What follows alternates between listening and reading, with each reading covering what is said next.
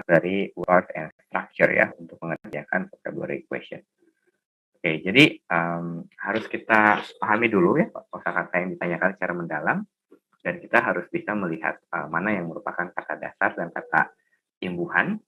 Dan kalau misalkan kita paham fungsi dari imbuhan tertentu, kita akan tahu bagaimana imbuhan tersebut juga akan memberikan makna yang mirip ya untuk kata-kata yang ditempelinya. Dan kalau tidak yakin, kembali ke konteksnya.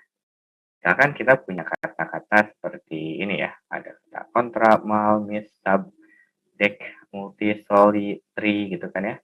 Yang mana kalau misalkan kita misalnya memiliki kata sub gitu ya, sub yang artinya adalah under, itu bisa diterka ya, bahwa sub itu kan bisa kayak submarine, ini kan berarti bawah air.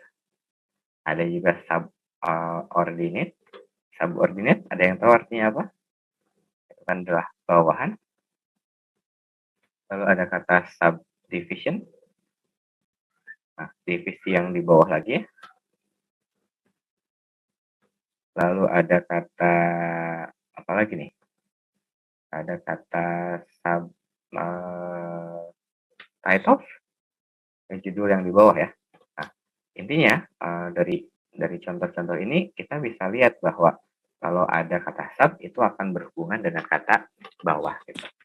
Contoh lain, misalkan kita punya kata spek ya, yang artinya spectator, kita juga punya kata spektrum. Spektrum itu kan berhubungan dengan warna, dan warna bisa dilihat.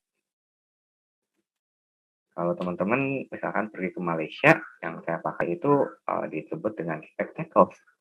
Kenapa disebut spectacles? Ya karena digunakan untuk melihat kayak gitu kan ya, berhubungan dengan see juga kayak gitu. Contoh lainnya kita punya kata restart, rebuild, retake, remake, redo gitu kan ya. Lalu ada kata recreate, revive gitu kan ya. Nah, semuanya kan berhubungan dengan kata kembali.